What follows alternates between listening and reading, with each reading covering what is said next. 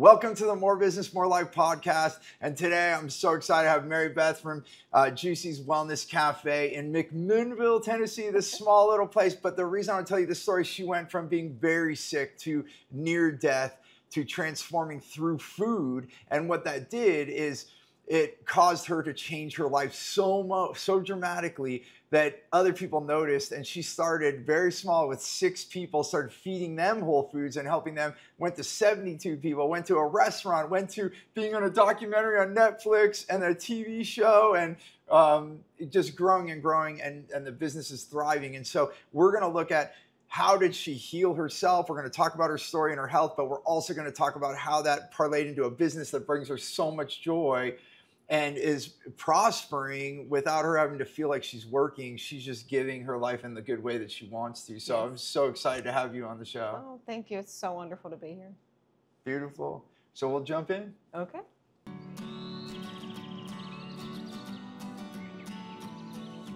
Well, thanks for being here with me, Mary Beth. Thank you. I wanted to have you on the show because you know, I've gone through my health things, and so have you, and we brought food into our life, and it made such a difference. So, I know we're going to start with the end in a way, but like, what was the big success when you brought food to be your medicine?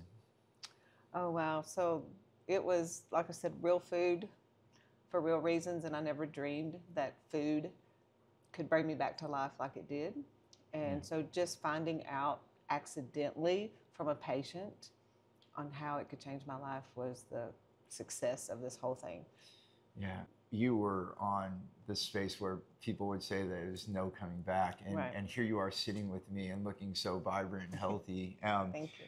And before we dive into that, you alongside of that, because this is the More Business, More Life show, so that's the more life, right? Bringing food into your life and healing, but you've also alongside through this, you're now sharing this with the world, and you've built a successful business doing what saved you. Right, right. So, yeah, we now have, a couple restaurants, and we just teach the communities that these restaurants are in how to have better options for their families and themselves. And it's just, we're busy all the time. So it's been an amazing journey. Yeah. And I never dreamed in my whole life that, I was a nurse for so many years, and I don't do that anymore, but this is kind of like nursing in a way, but a way better way to me. So it has just, I love coming to work, put it that way. Yeah, so. You're still healing people, yes. But in a way different different way. Yeah. So you own the restaurants, you also teach. So you're teaching people now, and in the restaurants and in your teaching, you are teaching people how food can be what they need to be vibrant, right? How would you put that? How would you describe your business in a few sentences? Well, how we teach here, in this small town that I'm at today, everyone saw my transformation. They saw that I was near the brink of death and how I came back to life, and people want that. And I tell them, the more food you eat, the colorful it is, the more color you're going to shine. Yeah. And so, and this is a community where everything is smothered in butter, covered with a lot of bad stuff. And I used to love it and still probably would. But with the community now, it's like the success.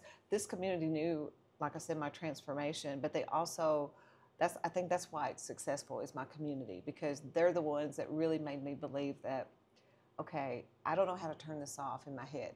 So it just became a business because I was teaching and didn't realize I was teaching.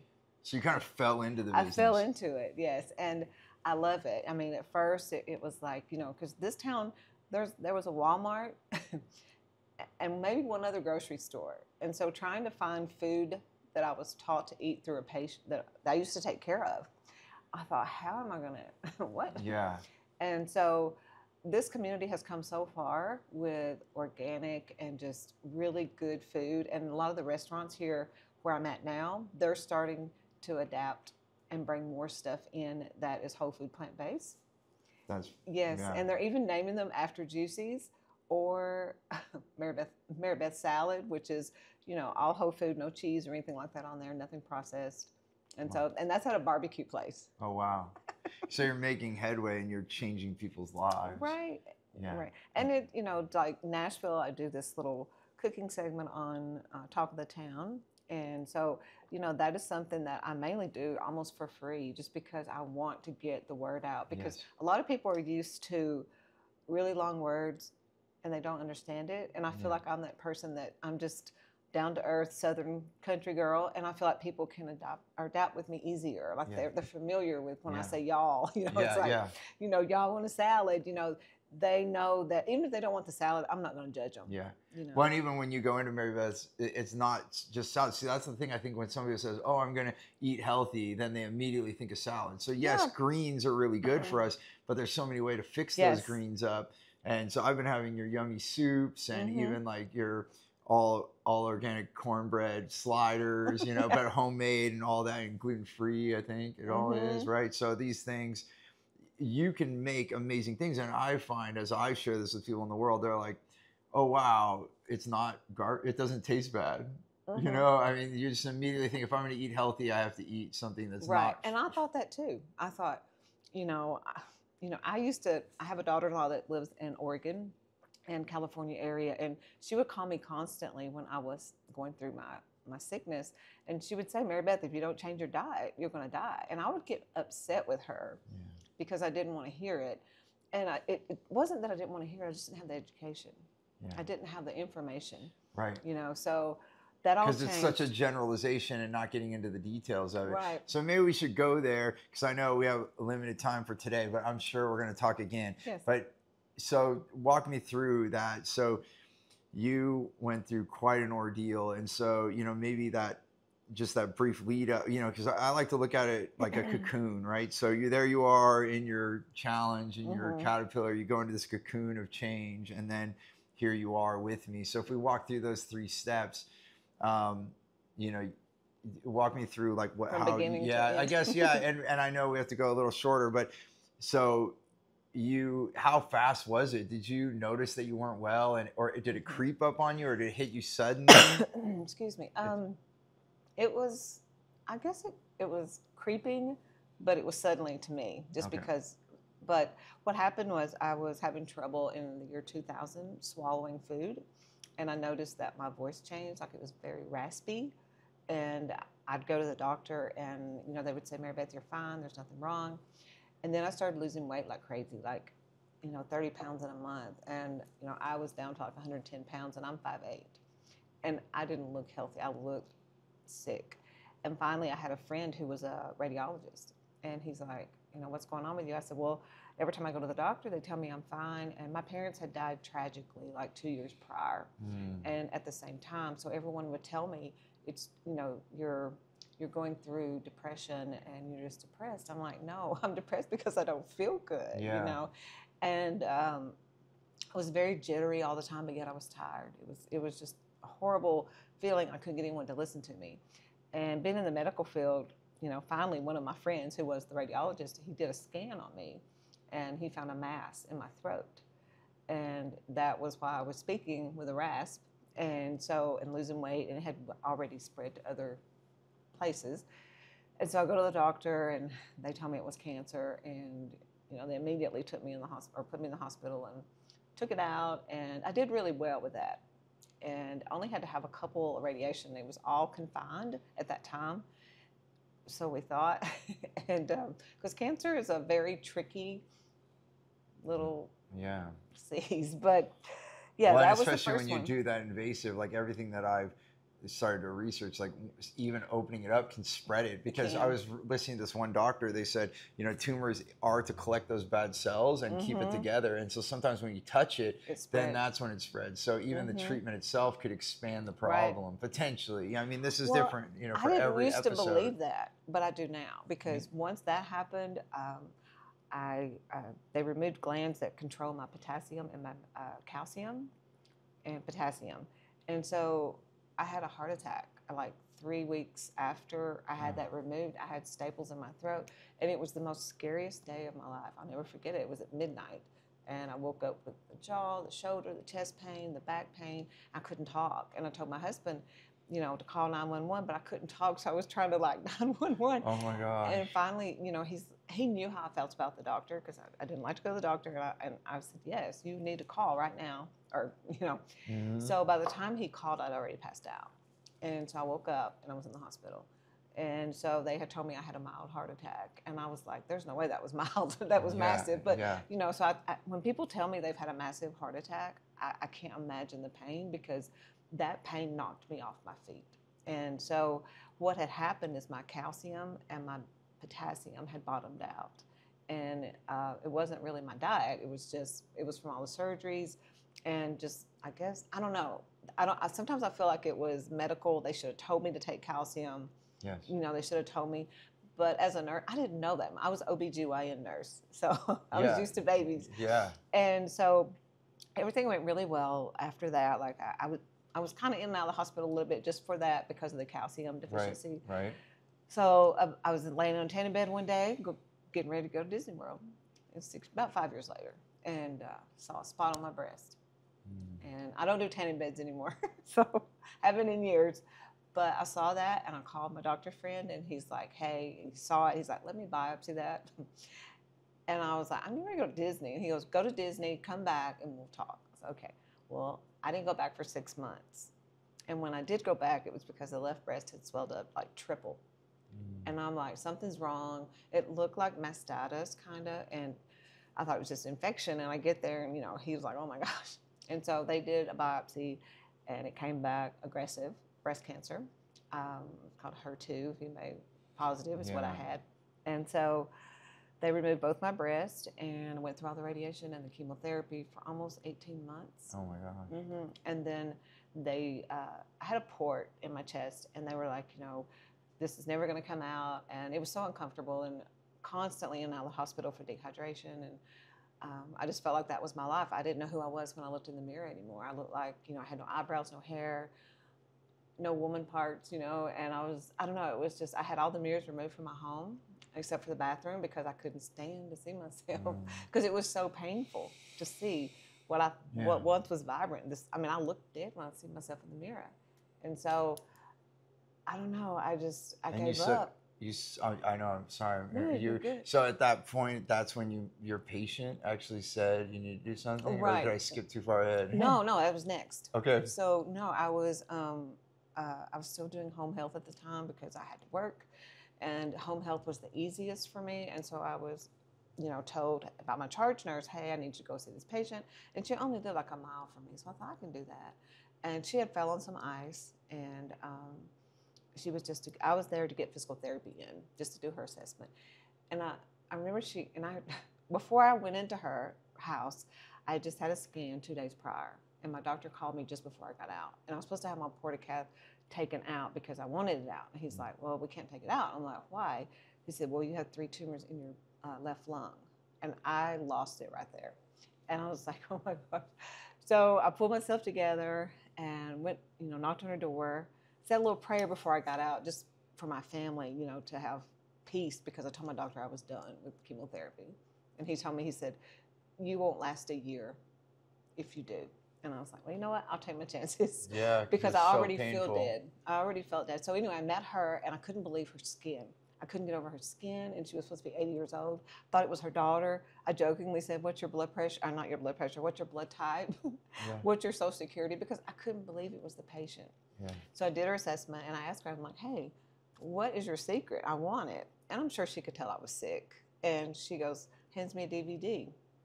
I didn't know what it was. I thought it was a beauty cream. So I thought, as soon as I get home, I'm ordering this beauty cream. Yeah. So I get home, I put the DVD in, and it's all about whole food, plant-based, with the research behind it. And even though I'd been told this over and over and over and over by my daughter-in-law to do it, this just made sense, because the research was there, and I was a research person. And I thought, okay, this is meant for me to get this. And so I told my husband, and we changed the next day. And it was the hardest thing I ever done at first, because I live in this tiny town. But my doctor said, again, I said, give me 6 months and let's see how my tests are.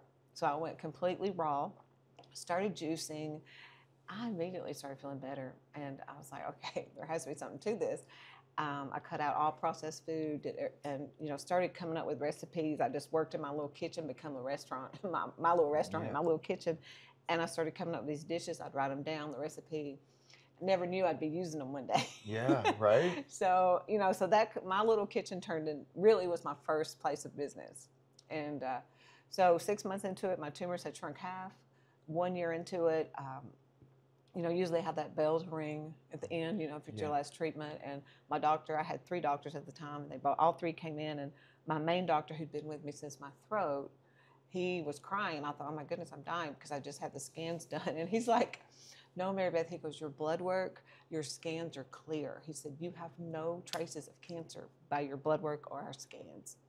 I was like, are you kidding? Yeah. And so I knew right then, I mean, we all were crying. And back then there was no bells, but like everybody was standing out in the hall when I walked through. They're like, yeah. I was like crying my eyes out. Right. That's, wow, what a beautiful story. So that just kind of like put a fire in me that I didn't know how to turn off. And I thought, I've got to help others. I've got to teach this to somebody. Yes. And so I took what I did in my kitchen and just started doing the community, taking free stuff to all the people that were sick. And so I did that for about a year out of the trunk of my car. Wow. And that's kind of how it all just kind of, and then people, I had like 6 customers, and I wouldn't take any money because I didn't want to get in trouble for not having a business license. And so about probably a couple months into it, one of the hospitals got word that I was doing it, and my immediate, I called it Juicy Mondays. I only had 6 people. It turned into like 72. 72. Yeah. And so then I started doing farmers markets, and then someone said, hey, why don't you get a brick and mortar? And I was like, I'll be honest, I said, what's that?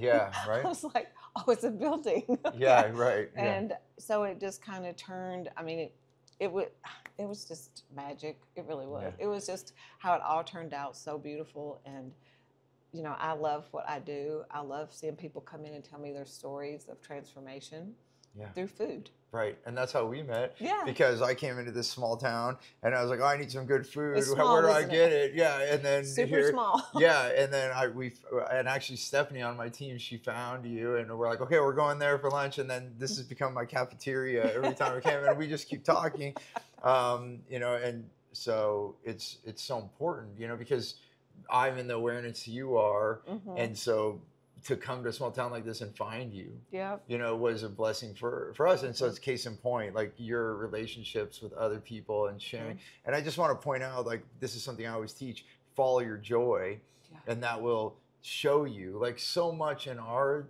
childhood, you know, it was, you know, feelings were, you know, they would say, don't cry like a little girl, don't stop being a little boy, be a man, you know, like all these things taking us away from feelings, when reality is that's part of our miracle that we are, and it's telling us something. And when some things are hard or they're not feeling right, it's okay to cry. Yeah, it is okay to cry. And then even going further though, it also is in the fun, when you're in the joy, it's telling you this is what you're meant to do. How many people do business to make money even though they hate what they do? And when you actually do what you love, you actually prosper. So then now here you are, see, and look at this, 6 people she's sharing with, goes to 72 farmers markets, build a business, because you're following your joy and the thing you said, the fire that was inside of you. So that's the feelings I'm also talking about. Right, and that turned it, I mean, it just kept getting bigger and bigger, like blessings after blessings. And so once we opened up the restaurant, the first one, I got a call from a producer from Netflix. And so, or it was a producer, our documentary was on Netflix. And I was like, what? You know, he's like, you know, we're doing this documentary on people that help their communities change. And he's like, you're up, someone's nominated you. And I'm like, okay. And, you know, I didn't think nothing really, to be honest. And to be honest, I didn't know it was Netflix. Okay. Yeah. It so just some TV person's calling so I'm you, like, okay. But you don't know. And so they come and they have this huge production set. They set up in here, and I'm like, oh my God. You're on TV. But it turned out great. They were amazing. They made me comfortable, and my staff and the town showed up. And it was just it was wonderful because, you know, I told the community, I want you to be a part of this because you're the reason I'm here. Right. You know, you're the reason that I'm getting known. It's not just me. It's, you know. Right. And so it was such a beautiful time. And then when it was on Netflix, you know, they had a premiere like at movie theaters. And so like we loaded up in cars and went to Chattanooga and Nashville to watch it. And I couldn't look at myself on camera, to be honest, at first, because I was still in that cancer where I couldn't look at myself in the mirror mode.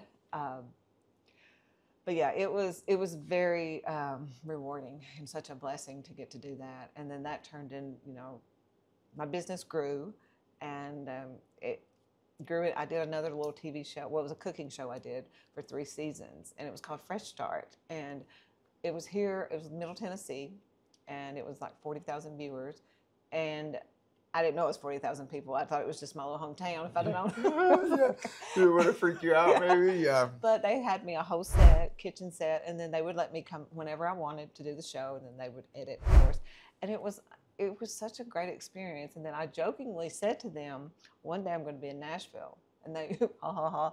Well, like 3 weeks later, I get a call from Nashville, and I'm just telling you, because when you love what you do, I feel like it really shows. Yes. And God, the universe, it's out there.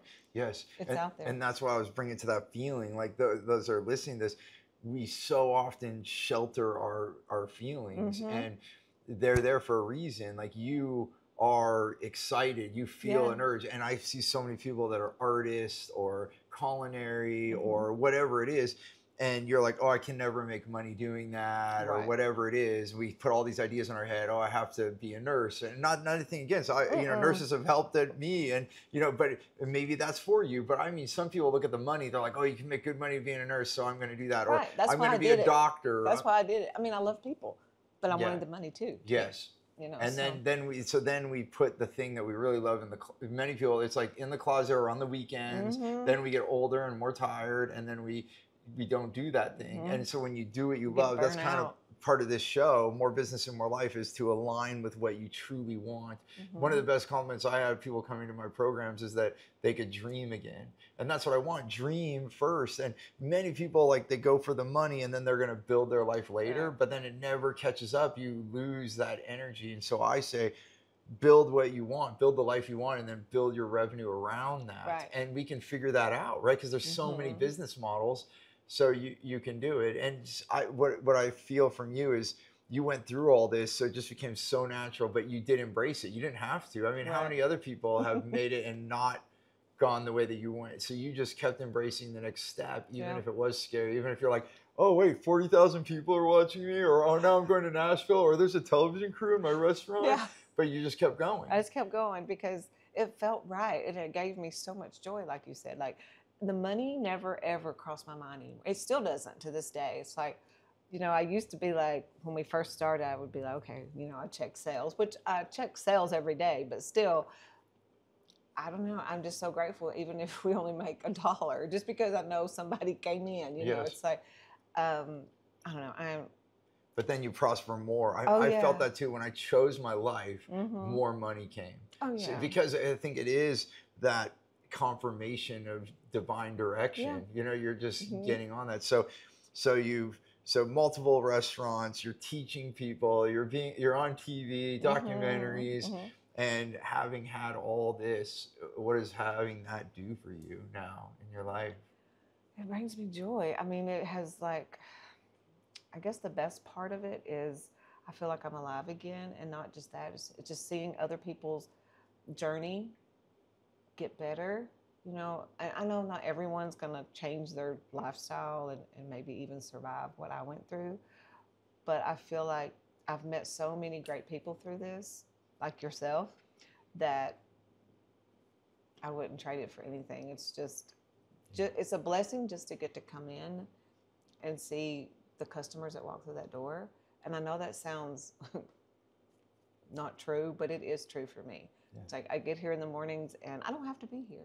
I have a staff, but I want to be here. Yeah. It's like I want to come to work. I want to be here. And so even with all that, the online thing that I do, the teaching, the nationwide, sometimes it can become overwhelming. But when it boils down to it, taking care of myself, I think, helps me help others. Yeah. Because if I'm not well, then I can't do what I love to do. Right. Right. And that's where I didn't get before. It's like I had another restaurant, and I closed it because I was putting the money first, because I had to, because it was crazy there. It was very, very big city compared to where I'm at now. And so I just had to either sell it or let it go because I didn't want to get sick. Yeah.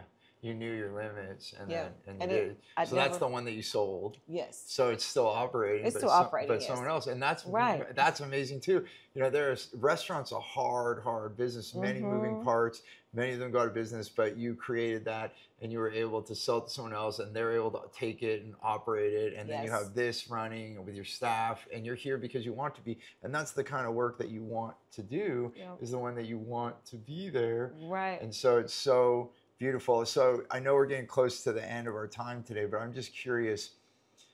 I want to do, I think, two things, and then if there's any last things that you want to say.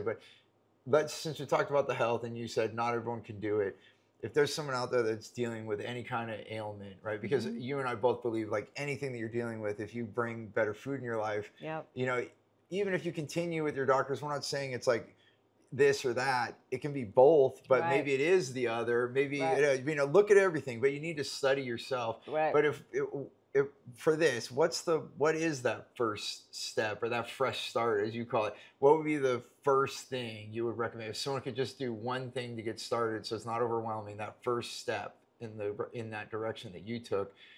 What? Because I know you jumped in the pool because you were like, you were in a really bad spot, so you had to. But what would you tell to someone that's not on they're kind of on the fence and they could just do one thing? What would it be? The first thing I would tell them is, just because it's different or complicated, don't run from it. Get the research. I ran from it because it was different and not something I was familiar with. Yeah. And not everyone's gonna jump on board with how I, did this. But what I recommend is people at least incorporate fresh juice, if anything, all the time or once a day, if they're going through any type of illness or sickness. And that doesn't mean, like you said, they have to go away from conventional medicine. They can do both, because then I feel like your prognosis is so much better if you do both. Because when I was going through chemotherapy, the only thing I could really taste was a hazelnut latte.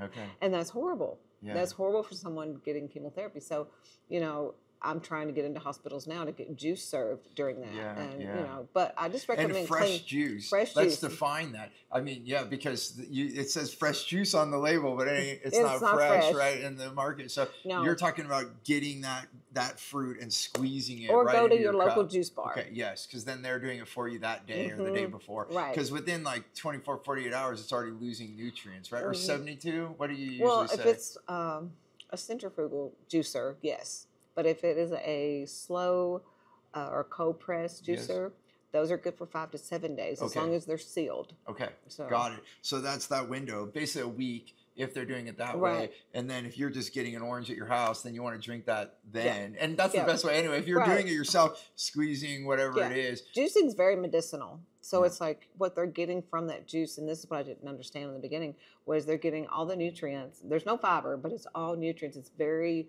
concentrated, and the water from that plant. So I feel like that's kind of what really boosted my wellness. And I still do it every day. And I can't get away from it. So. Well, when you make you feel that better, why would you stop? It's like, oh, I'm better, let me stop this. Right. Yeah, I feel the same, and I'm not going to get into my story today because people that watch my show, they've seen all that, but it was very similar. I mean, I can share how I went on the same path as I changed my life. And so before we end, and then the other one thing is, if someone is going to start a business, or let's actually, more of the people in my audience are running a business.